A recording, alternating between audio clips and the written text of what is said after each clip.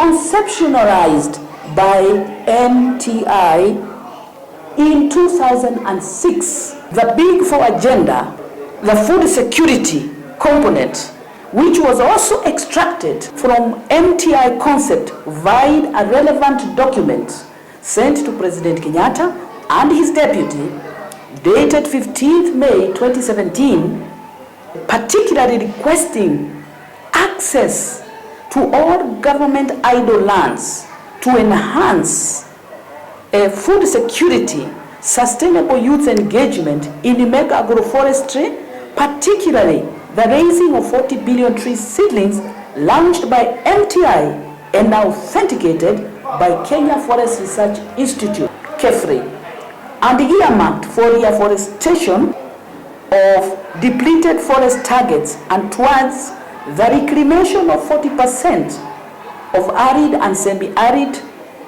territories comprising 80% of Kenya's arid lands to effectively mitigate climate change and propagate new human settlement. MTI continues to persistently request for government land to date, with the Ministry of Agriculture remaining absolutely irresponsive. During the Big Four agenda launch, the third pillar of the Big Four is food security. There is no reason why Kenya cannot feed itself and make food affordable to all. And we will take every step to ensure that farming goes beyond subsistence through the accelerated construction of water pans and the rehabilitation of old dams. We will sharply raise the total land under irrigation and begin to overcome the unpredictability of rain-fed agriculture. President Kenyatta, in his speech to mark Jamhuri Day celebration of 2017, he clearly invoked MTI's concept of having all idle government land put under food crop production to ensure food security, and further quoted that, after all, a good idea must give way to a better idea wherever it comes from. His speech extract was a clear demonstration that the writer of the presidential speech knew the concept was from Multitouch International and somehow felt guilty, as evidenced by documents to President Kenyatta and his deputy dated 15th May 2017. The speech extract 39 to 68 within these documents. Food security and youth empowerment by MTI are demonstrated on page 69 to 82.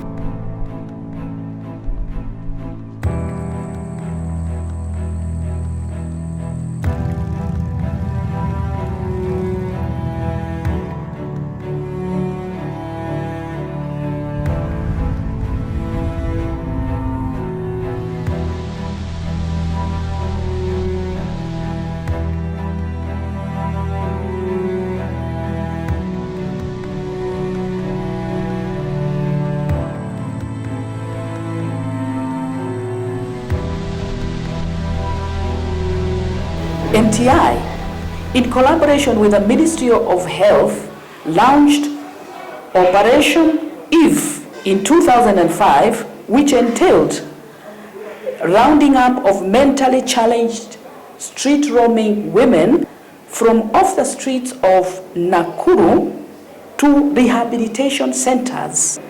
The concept is now currently being enforced by various entities, which is a very good thing, as they have continued to increase both male and females.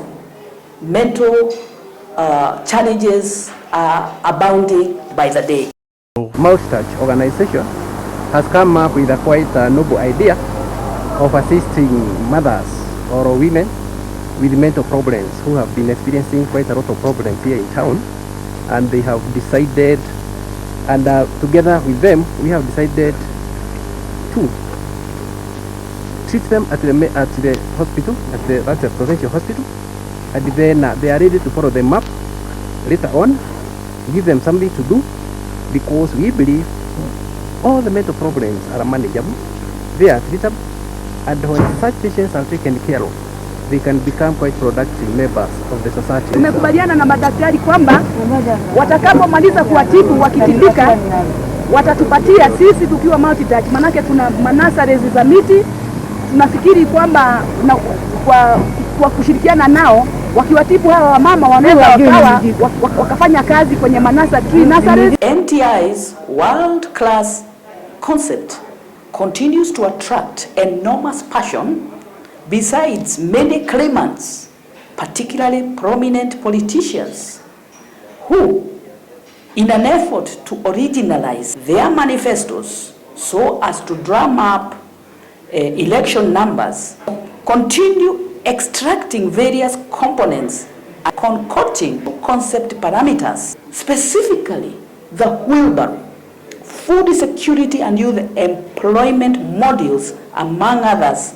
And as demonstrated, MTI's world-class multiple concept was adapted by Kibaki's administration in entirety, and billions allocated towards individual components implementation, including establishment of mega dams described in MTI's concept as a priority to enhance the realization of Galana Kulalu irrigation project, while throughout failed to acknowledge MTI as the sole author and designer from 2006 to date. Newspaper captions highlighting MTI's afforestation activities are demonstrated.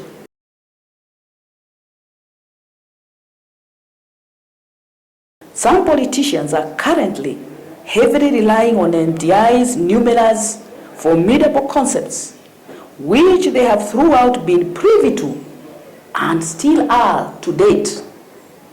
They were heavily part of the landmark implementation, i.e. Kazi kwa Vijana, Kenya Youth Empowerment Project, fish farming, greening Kenya initiative, the Green Schools Tree Planting Program, Galana Kulalu Irrigation Initiative, and the establishment of mega dams to boost mega crop irrigation and water resources accessibility, and in addition, food security through the utilization of idle government land to realize the same. At MTI, ask if all involved in the mutilation and copying of MTI's concepts while in their active line of duty in Kibaki and current administrations failed miserably in their implementation, and despite